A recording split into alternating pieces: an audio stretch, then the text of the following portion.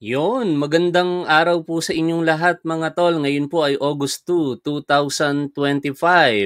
Motion for reconsideration, granted. Pero baka magkamali po kayo ng inaasahan mga tol. Lilinawin ko lamang po. Kaya po natin tatalakayin ito para bigyan po ng buhay kahit paano ang impeachment complaint laban po kay Sara Duterte. Kasi last July 25, 2025, nagdesisyon po ang Korte Suprema unanimously declaring that the impeachment complaint of Vice President Sara Duterte is unconstitutional. O baka iniisip po ninyo na meron pong nagko-comment dito, natutuwa po na nagbago daw po ang isip ng Korte Suprema. Hindi po tungkol ito sa impeachment complaint ni Vice President Sara Duterte. Baka akalain nyo, nagpapakalat po ako ng fake news, ano? Ito po ay may kaugnayan sa isang desisyon ng Korte noong Abril 2025 na ngayon lamang po o yesterday lamang po inilabas sa publiko. Pero ang maganda po dito mga tol, senyales po ito na ang Korte Suprema nagkakamali at kaya nilang ituwid ang kanilang sarili.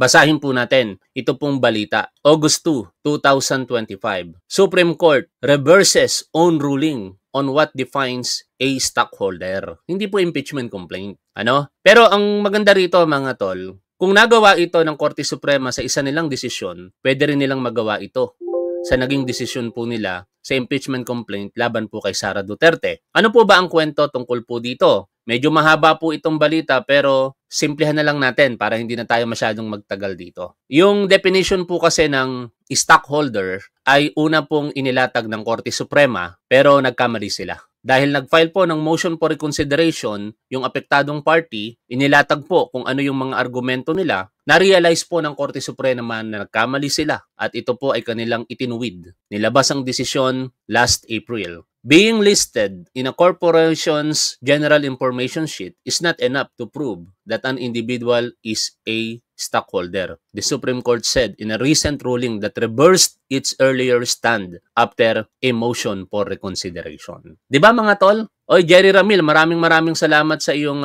super sticker. Ang gandang senyales nito mga tol na may pag-asa pa rin talaga. Lalong-lalo na sinasabi po ng ating napakaraming mga legal expert and luminaries na nagkamali po ang Korte Suprema sa kanilang naging desisyon. And actually, hindi po immune ang Korte Suprema sa mga kritisismo, no? Ang ginagawa po natin na pagtuligsa sa desisyon ay makatwiran lamang sa isang bansa na ang umiiral na prinsipyo ay demokrasya. Pwede bang i-criticize ang Korte Suprema sa kanilang naging desisyon? Pwede. Pero dapat ito po ay naaayon sa ating batas. In fact, meron nga pong naging video dyan si Fiscal EJ no? Marapatin nyo pong balikan po natin yung video niya tungkol po sa naging pahayag nitong si Secretary Larry Gadon at ano ba yung kaugnayan nito sa karapatan po natin na mag-dissent o magpahayag ng hindi pagsang-ayon sa desisyon po, partikular ng Korte Suprema. Balikan po natin ito mga tol. Again, hindi po ako nagpe-fake news dito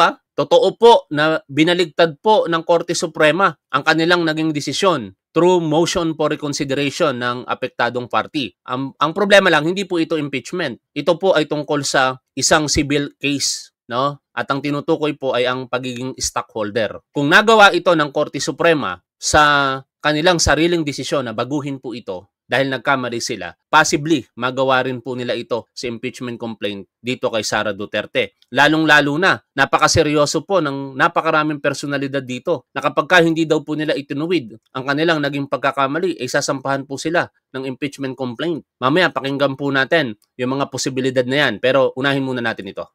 Marami ang nagtatanong, Piskal, bakit parang ginawang untouchable si VP Sara? May mga nagsabi pa, wala na ba talagang saysay ang impeachment sa bansa natin? But here's the deeper question. May karapatan ba ang publiko na batikusin ang... Tama, may naghain na ng MR sa Supreme Court. Ito po yung unang nag-file ng impeachment complaint. Ito na naman sila, pauna-una na naman sila mga tol. Yun ang problema Pauna-una sila sa pagpapile sa impeachment complaint sa House. Anong nangyari? naging balakid tuloy ito doon sa fourth impeachment complaint sa desisyon ng Korte Suprema. Ngayon, nagpauna-una na naman. Nag-file sila ng motion for reconsideration, samantala, ang affected sa desisyon ang House of Representatives. Sana nagkakaisa eh. Sana itong grupo na ito na unang nag-file kahapon ng motion for reconsideration, inintay nila na ang House of Representatives ang mag-file ng motion for reconsideration para hindi na magkagulo. Okay, balik po tayo dito. Desisyon ng Korte Suprema. Anyway, At kung paigsiin na natin, napakinggan na natin yan. Ang pinupunto lang dito ni Fiscal EJ, kung tayo po ay mag-express ng ating ng hindi pagsang-ayon sa desisyon ng Korte Suprema, gawin po natin ito sa naaayon po sa batas at meron pong respeto. Ngayon, panoorin po natin ang vlog ng Rappler. Sabi po dito, can we criticize Supreme Court decision? Pakinggan po natin ito.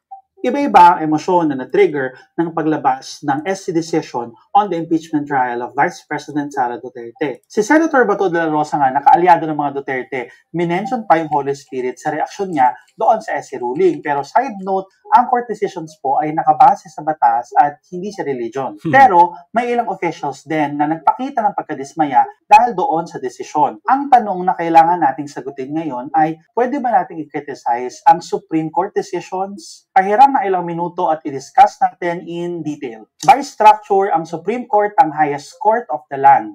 At one point pa nga tinatawag na gods of Aura yung mga SC justices. Pero hindi nila gusto yan dahil tao lang naman daw sila at hindi sila infallible or nagkakamali lang din naman sila.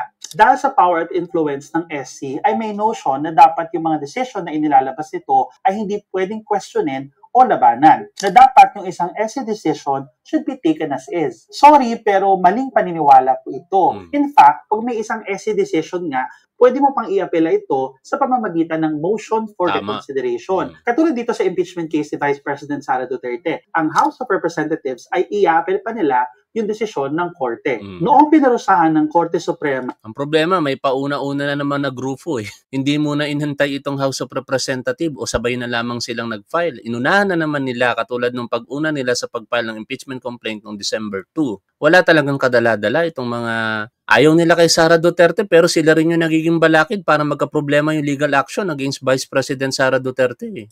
Serial red tagger na si Lorraine Badoy dahil sa pag-threaten niya sa isang Manila judge doon sa desisyon na isinulat ni Senior Associate Justice Marvic Leonen, sinabi ng SC na ang pag-criticize sa korte ay bahagi ng constitutional right to free speech. Ito po yun, yung binanggit niya dyan. Noong 2016 o 15, sinabi po nitong si ponente ngayon ng desisyon dito kay Sara Duterte versus House of Representatives. If you knew who we are, you will cease calling us gods of the judiciary. The Supreme Court is not perfect. Citizens and academics certainly have the right to call attention to the fallibility of the courts. The Supreme Court should not be immune to public scrutiny. It should thrive on it. The Constitution reiterates and underscores our role as guardians against grave abuse of discretion by any branch of government. Dissenting opinions are expressions of hope that may be addressed by some justices to consider erroneous judgment who may be able to sway the majority. In my view, the legitimacy of a court depends on the quality of its judicial opinions. Ito mismo nanggaling kay Senior Associate Justice Marvic Leonen. Tapos sasabihin ng mga kumakamping ngayon sa Korte Suprema, huwag niyong i-criticize ang Korte Suprema, lagi silang tama. Hindi pa pwede yun, Balik tayo dito. Expression and of the press. Ibig sabihin, pwede tayo magpahayag ng ating mga criticisms against the Supreme Court. Kaya may paalala rin si UP Law Professor Dante Catmaypan sa mga taong galit na galit sa mga kapwa nila na nag-voice out ng criticisms against the recent SC decision. Those people raising hell over criticizing Supreme Court decisions. These are not edicts from heaven, and it is our responsibility, citizens, and for us, members of the academy, to point out what might be wrong about a Supreme Court decision. It's our job, and there's absolutely nothing wrong with doing that. But of course, may limitations yung criticism na pwede natin ibato sa Korte Suprema at sa... Huwag yung tatawaging tuta ng mga Duterte ang Supreme Court kasi lagpas na po yun sa ating limitasyon. I am pertaining sa naging pahayag ni Secretary Larry Gadon. Korte. Para nga naman, hindi masyado umuwi yung mga criticisms. Doon nga sa kaso ni Badoy, sabi ng SC ay valid naman daw kung i-criticize ang korte. Pero yung criticisms daw ay hindi dapat makakaabot sa point na natitrete na nito yung judicial independence o yung independence ng mga korte natin. Sa isa pa pong kaso na makasahit case of 2008, sinasabi doon na may important line na nagsiseparate doon sa legitimate criticisms against the court at yung pag-atake laban sa korte at sa mga judges. Kaya, nandyan din yung contempt powers ng korte o yung kapangyarihan ng korte na magpataw ng parusa. Pwedeng gamitin ng contempt powers para doon sa mga taong aabusuhin ng free speech para i-threaten ang independence ng korte. Yan ang malaking tanong. Ano ang magiging desisyon ng korte sa naging pahayag ni Secretary Larry Gadon? Kasi ako naniniwala ako na si Congressman Sendanya at Professor Richard Haydarian lulusot dito eh. Pero pagdating sa pahayag ng Secretary Larry Gadon, I do not know. Kasi talagang masyadong offensive yung tawagin mo ang Korte Suprema ng paulit-ulit ng tuta ng mga Duterte. Ngayon, puntahan po natin ang interview dito po kay now Congresswoman Leila De Lima. Ito po yung sinasabi natin na kapag ayon sa mga nakakatutok dito at sa appreciation po nila ng mga facts, ay dapat bumaligtad ang Korte Suprema sa naging desisyon nila. Otherwise, sila po ay sinisira ang tiwala ng taong bayan or yung tinatawag na betrayal of public trust at pwede silang i-impeach. Pakinggan po natin ang bahagi na ito ng interview kay Congresswoman Leila De Lima. Kung, paano kung hindi nila pansinin yan? Paano kung hindi lang nila hindi pansinin, insultuhin pa nila, katulad ng kanilang unang order sa Congress, no? Anong magiging recourse? Top 1, I think wala namang problema sa maraming nag-file ngayon. Wala namang pong rules dyan na nakaka-apekto sa ruling. In my opinion, mas maraming motion to intervene, mas pressured ang Supreme Court. Then okay, opinion nyo po yan, kaya okay lang po. Ang Kongreso, yan ba ay pag-uusapan nyo sa Kongreso yung possible impeachment ng mga justices? Yan ba ay pupunta sa kalsada na People's Tribunal laban kay Vice President Sara? So ano yung mga recourses? Ngayon kasi as we speak, may nagrarally sa Supreme Court. If there's even any recourse. Any of those can be resorted to. Kaya ko pa sana na magbanggit ngayon ng that we can initiate or any interested party can initiate impeachment process against the justices themselves. Ayaw ko pa sana. Pero that probability ay nandyan. Nandyan. Kasi kung, as you said, paano kung totally i-disregard yung motion for reconsideration? Dahil nga sinabi nila dun sa desisyon na immediately executory. But it doesn't mean ay final na. It doesn't mean wala nang pwedeng kumestyon. Kasi the very right to file MR is actually part of due process naman ng any party of any case, including the Diyan maliwanag po yung nakikitang probabilidad nito pong si Congresswoman De Lima na pwedeng ma-impeach kung ito totally disregard nila yung motion for reconsideration. No, kasi maaaring yun ay kinakikitaan ng kawalan po o yung pagtalikod po nila sa tiwala na ipinagkaloob sa kanila ng taong bayan. At sa isang interview nito pong si Christian Esguerra, ito nga po yung pinupunto dito. What if kung mali pala ang Korte Suprema? Ayon kay kasalukuyang Senador Tito Soto, pakinggan po natin ang interview na ito. Open secret naman to, no? Merong marami kayong mga colleagues yan, nagigil talagang hindi matuloy yung impeachment trial. So ito na yung kanilang pinakadahilan, di ba? And nadidinig natin lately, sinasabi, we have to follow the Supreme Court, we have to abide by the ruling, dahil rule of law, ganyan-ganyan.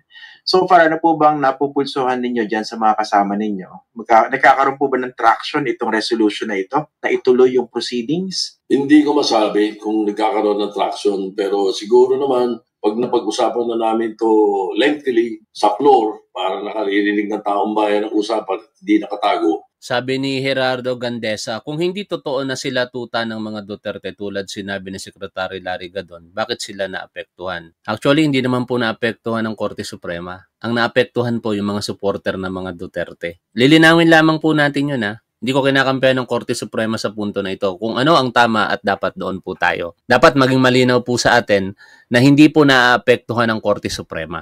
Ang naapektuhan yung mga Duterte supporter, kaya po sila nag-file ng indirect contempt kay Secretary Larry Gadon. Totoo naman, sinabi ni Gadon, maganda palang marinig ang mura kung nasa tama, tulad ng ginawa ni Gadon. Okay, opinion nyo po yan, wala pong problema. Tuloy po tayo sa pakikinig po dito. Pag napupag-usapan na namin to, baka naman merong mga mamulat dyan. Na ang mangyari, imbis na magmadali kami, hintayin natin yung MR. Yan. Baka sakaling pag nag-review ang Supreme Court, baka magbago isip Di ba? Baka ma-realize. Kaso lang, ang malungkot na pagkakataon dito, minority itong si dating Senate President Tito Soto At ang majority po ng mga senador ngayon, kung hindi tayo nagkakamali sa bilang, 19, lahat sila ayaw pong matuloy ang impeachment trial. Even yung kasamahan niyang minority, si Senator Lacson, dapat sundin daw po ang kautusan ng Korte Suprema. Pero ang sinasabi po ng ilan dito, hindi dapat i-dismiss. Sumunod sa kautusan ng Korte Suprema pero hindi dapat i-dismiss habang hindi pa nare-resolba ito pong motion for reconsideration. Kasi what if nga kung magbago ang desisyon ng Korte Suprema? Like doon sa una po natin pinag-usapan kanina. Supreme Court reverses own ruling on what defines a stockholder. Baka sa susunod na balita, Supreme Court reverses own ruling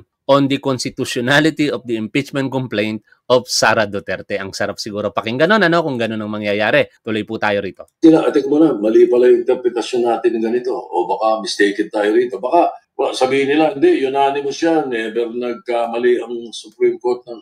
Never nag-reverse. Hindi, we checked. Meron palang record sa Supreme Court na unanimous, nag-reverse. So, okay. Ito yung ang question ko. Kung nagmamadali, sa mga nagmamadali, nakasama ko. Paano kung dinesisyon na natin to next week? Sabihin nila, dismiss natin itong article. August 6, mga tol, didesisyon na ng Senado as Senate, not as impeachment court. Yung impeachment complaint laban kay Sara Duterte. Yun yung pino-point out dito ni Tito Soto. Of impeachment kasi may Supreme Court decision. Nanalo sa boto sa amin, sa Senate yun. O dismiss. Paglabas ng MR ng Supreme Court, nag-reverse. Anong gagawin namin yan?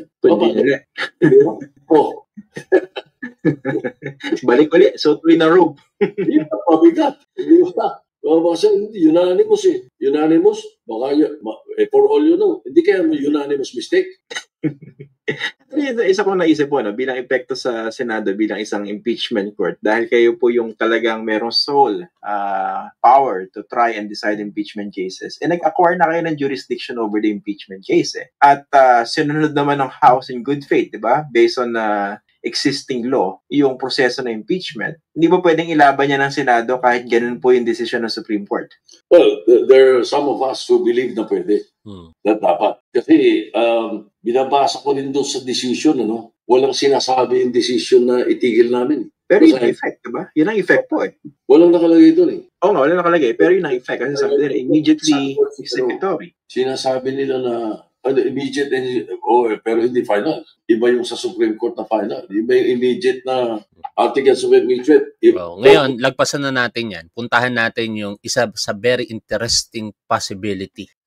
What if the Supreme Court stands doon sa kanilang naging desisyon, affirming the unconstitutionality of the impeachment complaint against Vice President Sara Duterte? Ano yung mga possibility? Maganda po itong sinasuggest dito nitong si dating Senador Antonio Trillanes. Pakinggan po natin. For reconsideration, ano nakikita niyo implication politically nitong Supreme Court decision na ito? Na essentially, pinapahinto yung impeachment trial. Okay, ang implication kasi niyan, talaga makikita mo na meron pa ring impluwensya itong Duterte sa Korte Suprema. Kaya nga, ang mangyayari nito, assuming hindi nila binago yung desisyon nila, kahit na pinoint out sa kanila yung factual errors, ngayon, di pwede na sila masubject sa impeachment. Di ba? Kasi impeachable sila. Di ba? Mukhang merong alternative na pwedeng gawin, Alternative na pwede pang gawin. Ayos.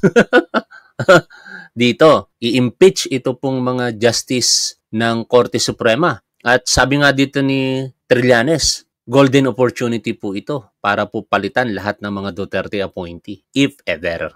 Officers. Ngayon, pwede rin makita ito ni President Marcos na opportunity ito na matanggal lahat ng Duterte appointees. Di ba? This is a golden opportunity. Pwede siya ngayon pwede niya yun siyang mag-appoint ng lahat. So, maraming sanga-sanga ito, pero it boils down to this. Kung gagawin nila yung tama, wala naman silang problema kakakarapin. Very interesting yung binabanggit niya, Senator.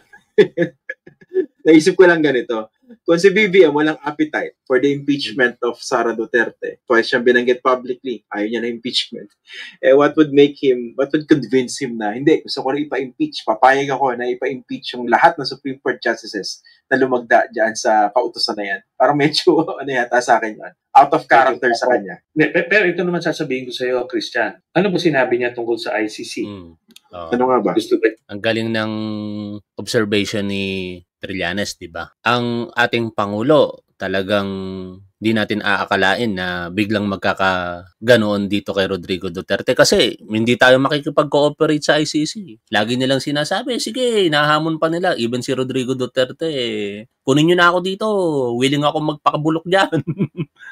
Kasi alam niya, feeling niya, ang gobyerno, hindi mangyayari na siya'y aarestuhin. Pero ano ang nangyari? Ang punto, sinasabi dito ni Antonio Trillanes, sasabihin ni Pangulong Bongbong Marcos ang dapat niyang sabihin, gagawin niya ang kanyang gagawin sa tamang panahon at tamang pagkakataon. At ganun yung nangyari. March 11, 2025. Ano ang nangyari? Nakipag-cooperate tayo, hindi sa ICC, kung hindi sa Interpol. Ano ang naging resulta? Arestado at tinransport papunta sa The Hague. Ngayon nakakulong doon si Rodrigo Duterte. Gusto ba niya? Di ba sabi niya, no, hindi tayo mag-ano. We will not, wala silang right to do this and that. Pero ano nangyari? Di ba? Nag-cooperate. Nadala sa The Hague. So, Top 1, good AM. Tanong lang, paano kung impeach ang mga Supreme Court justices? Sino po ang abogado na magde-decide? Senado po eh. Kaya malabo din. Senado. Pero at least, ang maganda kasi dyan mga tol, kung sakaling hindi pumabor sa motion for reconsideration, pero may posibilidad dahil ito nga, bagong-bagong desisyon po ito ng Korte Suprema. Pinapakita ko po sa inyo, hindi po tayo fake news dito. Granted ang motion for reconsideration. Ibang case nga lang tungkol sa kung sino ba ang stockholder. Nagkamali ang Korte Suprema kaya binago nila ito. Last April 2025, binago nila yung previous decision nila. Kaya malaki ang posibilidad din na kapag ka na-appreciate ang tamang facts, baka mabago din po ng Korte Suprema ang desisyon nila sa impeachment case nitong si Sara Duterte. Pero kung hindi po mangyari yon, pwedeng ma-impeach. Ito pong mga justices kasi yun yung nakikitang posibilidad ng mga katulad ni Trillanes, De Lima at iba pa.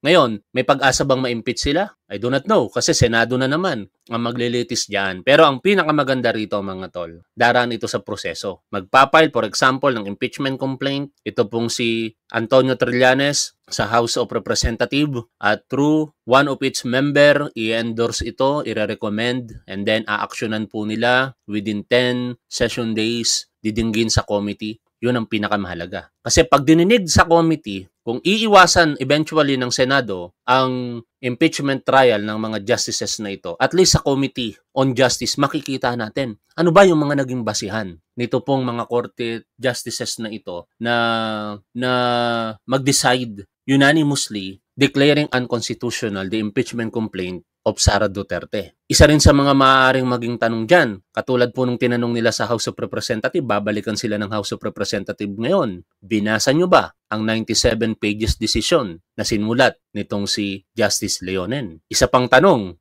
paano nangyari na sumagot lamang ang House of Representatives July 19 at sa loob lamang ng ilang araw nakapagsulat ng desisyon itong si Leonen na karamihan sa mga araw ng nabanggit na linggo ay walang pasok dahil po sa malawakang pag-ulan sa Kalakhang, Maynila. O, di ba? Makikita natin ngayon kung ito pang mga justices na ito ay talagang religiously, honestly, sumunod doon po sa proseso. At kapag ka nakita yun ng public, hindi pala sumunod.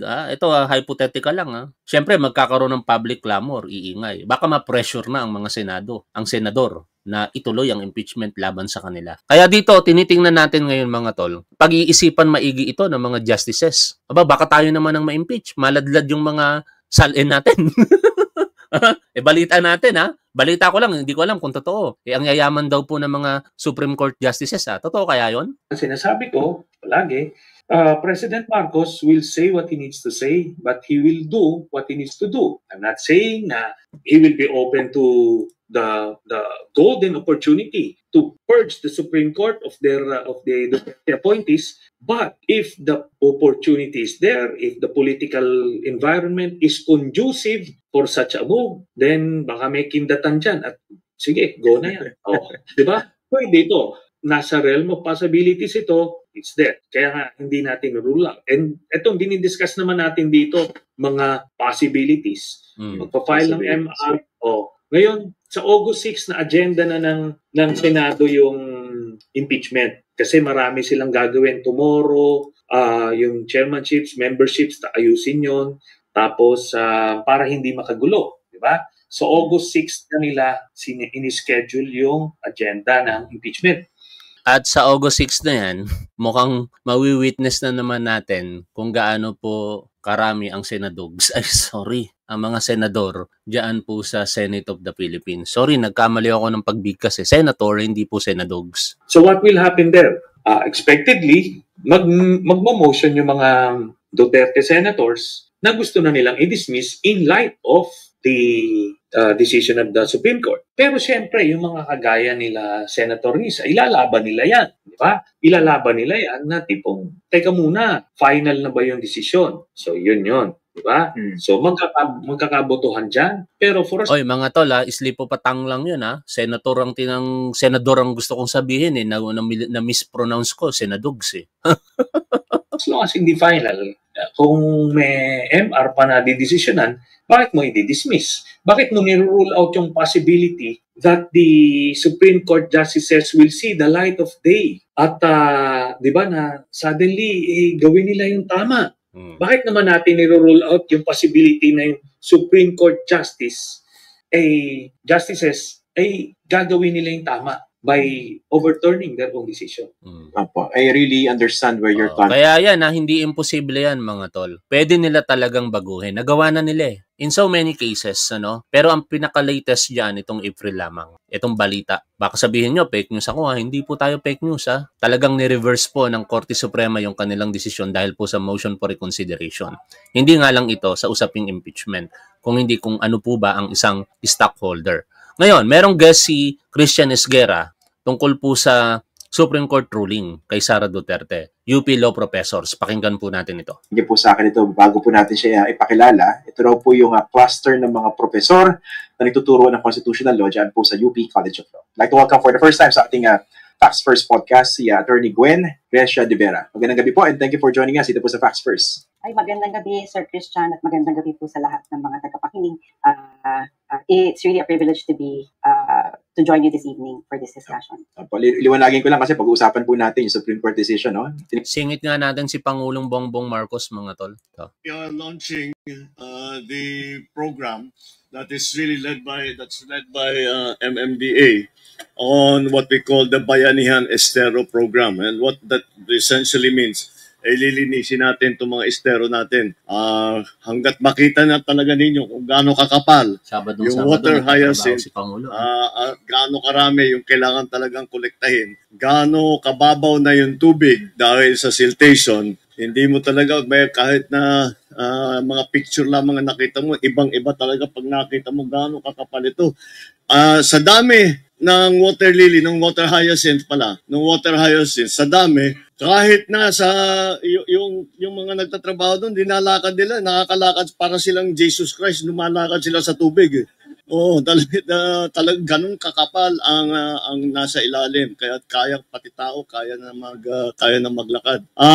But that's why we have encouraged this, kasama natin ang DOLE, of course the DILG, all our local government officials, and all the political leaders. Kailangan natin magsama-sama, magkaisa at pagtulungan ito. Dahil alam naman natin ang matinding usapan sa nakaraang ilang araw ay yung flood control projects. O sige, tinignan din natin yan. Kahit magandang-maganda na lahat ng flood control project natin, kapag ganito pa rin ang ating estero, wala rin, mababaha pa rin tayo dahil walang madaanan yung tubig, mababaw na yung tubig, kakaunti na lang ang dumadaan na tubig, pataas ng pataas ang level ng tubig. So talagang kailangan bigyan natin ng pansin itong problemang ito. And this is our response. At maganda naman dahil mula nung inasimulan natin, there were 23 esteros that we wanted to clear. Bago dumating ang krising, Huwag kayong aalis mga tol ha. Siningit lang natin si Pangulong Bongbong Marcos para kahit paano marami namang nanonood sa magandang ginagawa ni PBBM kasi pagka sineperate live streaming natin ito, sigurado ko konti manonood. Huwag kayo pong aalis. Tutuloy po tayo sa ating topic after this. Nakapag-clear na tayo ng isang dosena, 12 estero na nalinis na natin.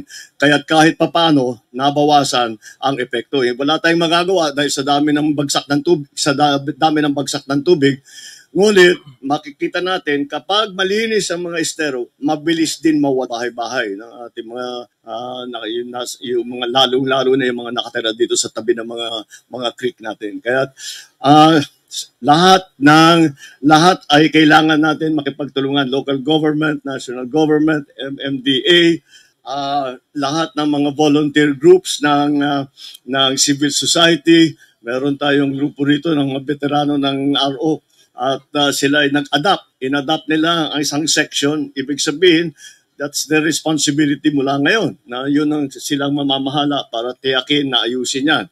Kaya pasalamatan natin sila. Dito pala sa amin sa Pasig to. Sa barangay Pinagbuwatan. Tama yan. Magandang alimbawa sa atin yan. Bawal mag-retire. Hindi talaga bawal ang mag-retire dito. Kaya sana naman yung ibang grupo, other civil groups will do the same. And adopt a certain section at silang mamamahala sa paglinis at pagtiyak na may dinadaanan yung tubig. Kasabay nitong paglinis, meron din desiltation dahil talagang tumataas ang tubig, mababaw na yung tubig dahil sa siltation. At wala din tayong choice dun.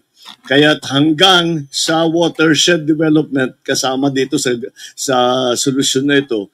Dahil yung watershed kung saan nanggagaling yung tubig, pagka maraming puno, hindi nadadala yung lupa, hindi magsisilt ng ganito. Kapag maraming puno, kaya kasama sa watershed development na magtatanim tayo ng puno para hindi madala ng tubig yung lupa na dinadala dito sa mga creek natin hangga't maging mababaw kaya nagkakabaha. Kaya malaking proyekto ito na sa flood control, hindi lamang sa pagpatayo ng yung talagang slope protection, yung mga dike, hindi lamang yun. Ito, kasama na ito, yung pagpalinis, pati watershed development sa taas kung saan nanggagaling yung tubig. Kaya yan ang aming ginagawa para parang adjustment natin. Kailangan na talaga tayo mag-adjust sa climate change at kahit anong gawin natin, ay hindi natin mapipigilan ang tinatawag na climate change at ang pagbigat ng dating ng bagyo at pagdami ng pagbaba,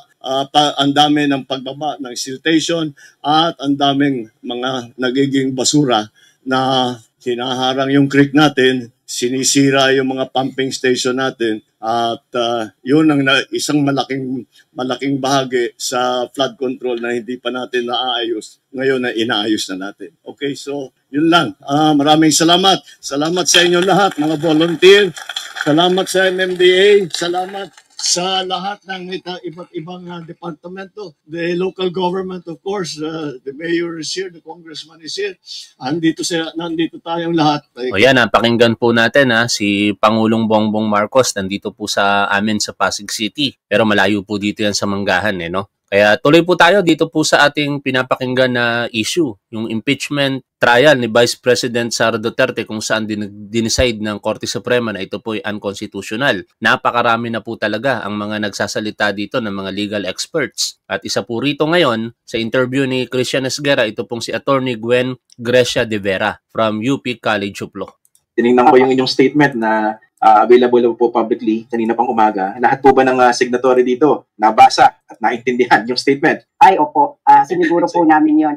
Kaya din po, ipapaliwanag ko din no, na pag nababanggit po kasi yung statement, ang description po kasi sa kanya ay statement of the UP College of Law Faculty. Liwanagin ko, sorry. Individual. Apo. Ayan, So by tama yung sabi. individual faculty members who have read it and they essentially agree with what's stated in the statement. Opo, nagjo-joke lang po kayo. Ako, pasensya na po kayo. Medyo mapag-blue po ako, no? Kasi medyo, ano po yan, nakadikit din dun sa issue sa Supreme Court dahil isa po yan sa mga issue sa binato nila sa House of Representatives. Hindi po ba?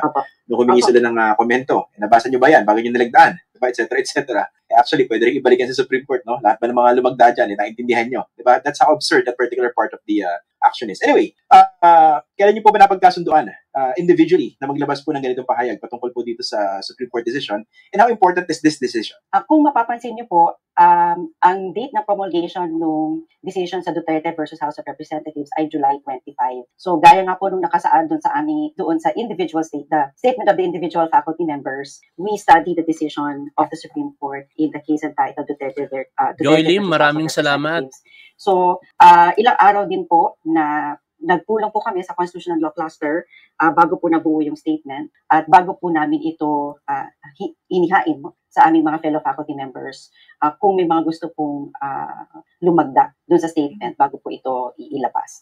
Open pa rin po ang statement for other faculty members to join. So hindi pa naman po complete talaga yung ating Kaya dito so, mga tol, mga lumalagda pa rin po. nagtataka talaga ako eh. Parang ang kumakampi lang talaga sa House of Representatives sa Supreme Court decision, mga Duterte supporter lang talaga eh. Pero yung mga balanse, bias tayo dahil syempre critics tayo ng mga Duterte eh. Pero yung mga balanse, yung nasa gitna lang, yung talagang purely academic discussion, tingin nila meron talagang mali sa desisyon ng Korte Suprema. In fact, meron nga pong pahayag ang Integrated Bar of the Philippines eh. Basahin po natin ito. Ayon po dito, official statement on the Supreme Court decision in Duterte versus House of Representatives, August 1, 2025. It is not the assertion of power by those who govern that gives meaning to democracy, but the rule of law, the living expression of its covenant with the governed. The Supreme Court's ruling in Duterte versus House of Representatives is not merely about judicial review or impeachment. It is about the enduring architecture of a constitutional order where power is limited, roles are defined, and accountability flows through process.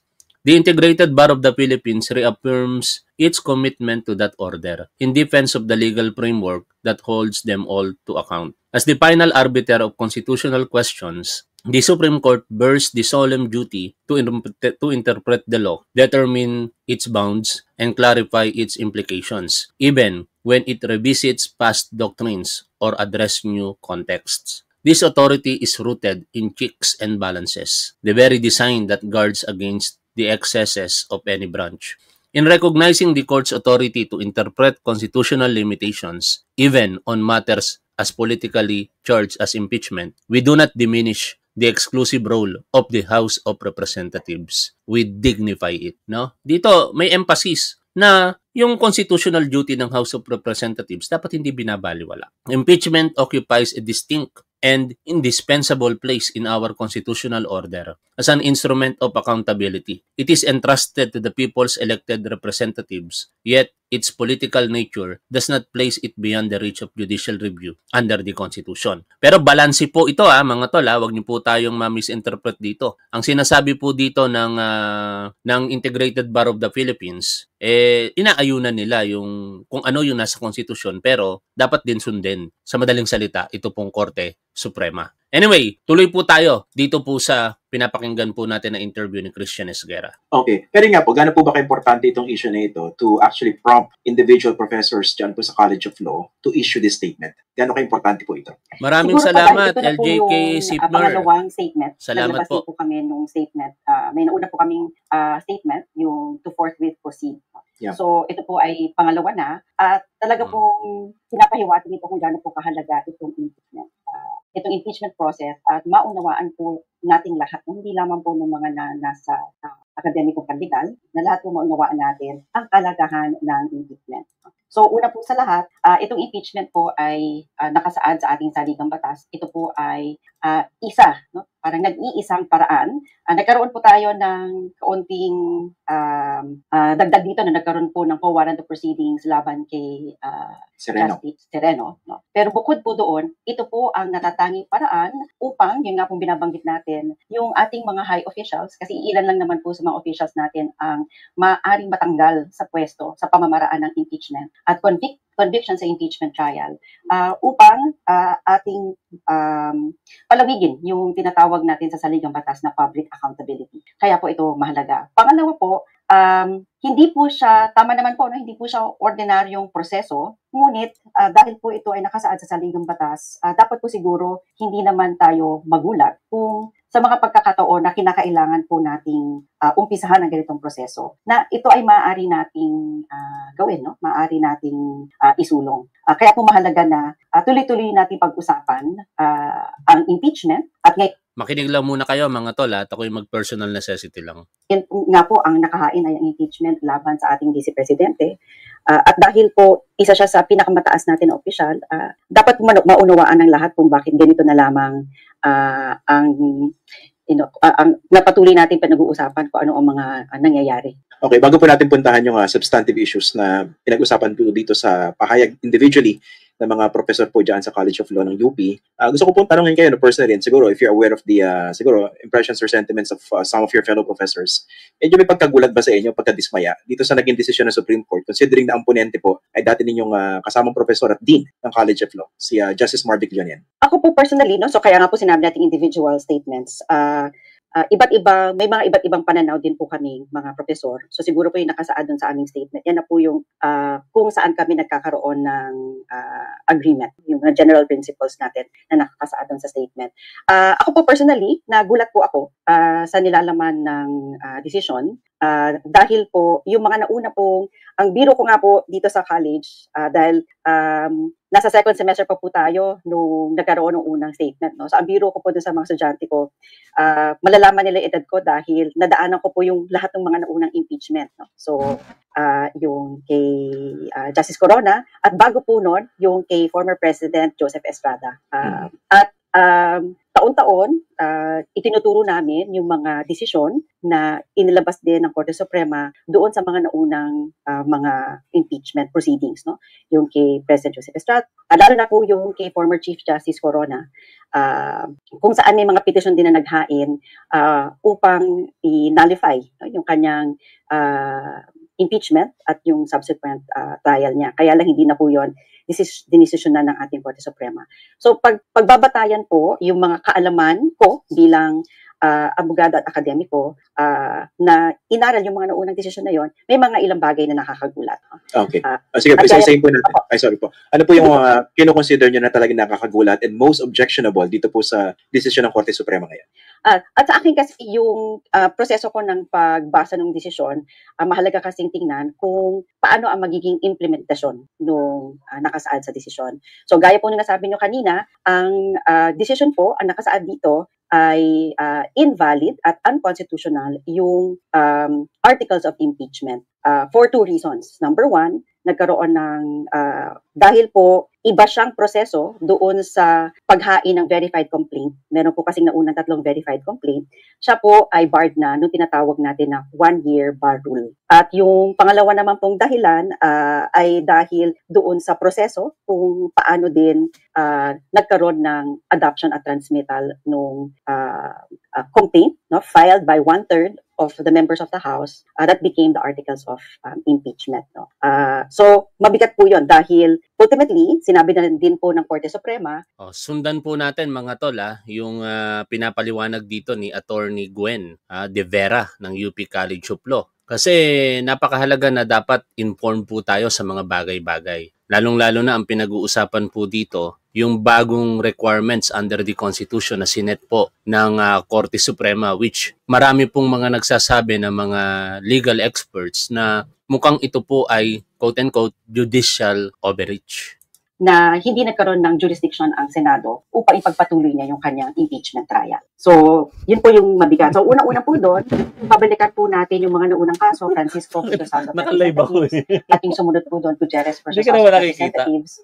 Ang nakasaad po kasi doon, yung tinatawag po nating 1-year bar Si Top rule. 5 kumuha ng Minsan mga lang, sinampay. sa isang taon, maaaring magkaroon ng impeachment process laban sa isang impeachable official tulad ng presidente, vice-presidente, mga miyembro ng Korte Suprema.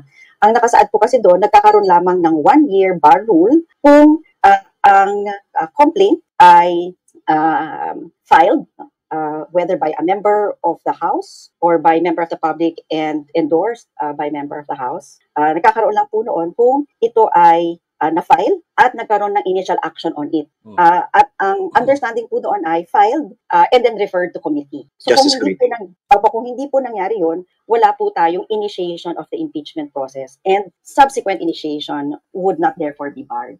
So yun po yung understanding natin ng initiation kasi yun po yung nakalagay sa saligang batas. Kaso lang, yan mismo yung binago ng Korte Suprema. Kaya nga ang sinasabi po dito ng nagsasabing legal naman daw ang ginawa ng Korte Suprema kasi after all, sila po yung magde-decide kung ano yung tama o kung ano yung kung ano yung batas.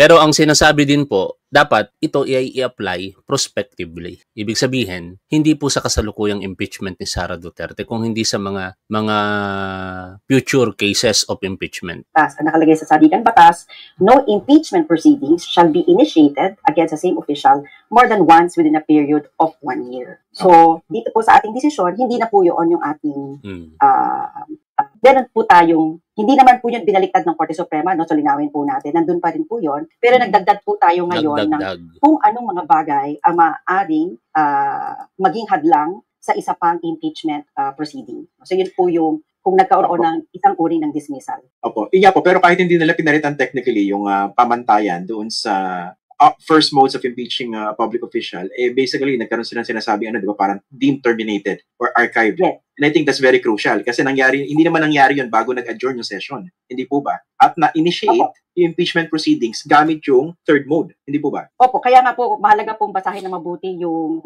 desisyon ng Korte Suprema dito sa Duterte versus House of Representatives kasi ang paliwanag po doon ay kahit po ganoon ang nangyari doon sa unang 3 impeachment complaint, ito pong speaking of the additional requirements na parang inabandon ngayon yung Francisco ruling, meron pong saloobin si Dean Mel Santamaria na gusto ko pong ibahagi po sa inyo. Basahin ko po Sabi niya po dito, I was one of the lawyers who participated in the oral arguments in the case of Francisco Candelaria Medina et al. Versus House of Representatives et al. The case which enunciated the 1 initiation per year rule in impeachment. I, as lawyer of the Ateneo Human Rights Center, represented and argued for petitioners Ced Pre Candelaria and Carlos Medina to prohibit the HOR from continuing with the Davide impeachment. The ponente was former Associate Justice Conchita Carpio Morales, who wrote the excellent en banc decision for the court. One of the Amisay Curay, by the way, yung Amisay Curay, ito po ay friend of court, mga iniimbitahang mga legal expert para kunan ng legal opinion at maging pamantayan din ng mga justices kung paano sila magde-decide sa kanilang hinahawakang case. Was Father Joaquin Bernas, SJ, whose august words were chiefly relied upon by the Supreme Court in its doctrinal decision. The Duterte versus HOR case, which in my opinion unduly diminished the value of the Francisco ruling, is a very sad development. At least in the Francisco case, all those with interest and standing were heard, or at the very least given the opportunity to be heard in oral arguments for such a very important and transcendental case with far-reaching consequences. Unfortunately, dito kasi sa Duterte versus HOR, wala pong nangyaring oral arguments po dito. Amisay Curay were invited to make known their expert opinions. Those who drafted the Constitution were also asked their views. The Supreme Court en banc hearing lasted very long, up to the late hours in the evening. The Supreme Court made sure everybody was heard. All the justices asked relevant questions. The humility of the Supreme Court justices then, in the Francisco case, in effect saying they need more personal information from the horse's mouth, that they need assistance from experts to come up with a solid decision, was much respected by all. legal stalwarts, all retired justices, Justices Velosilio, Tinga, Puno, Inares Santiago, Bitog, Panganiban, Sandoval, Gutierrez, Callejo, Quisimbing, Carpio, Austria Martinez, Corona, and Ascuna signed the decision. In the Duterte case, where we were all caught by surprise by the decision's release. Such important decision should have deserved oral arguments where the voices of those for and against can be ventilated and heard. In my opinion, the HOR, a co-equal body, did not deserve what I believe was an insult to its face. Also, I believe many of the Filipino people who were already agitated by what has been going on in the disappointing Senate impeachment case deserve a forum where they can hear all the protagonists from each side.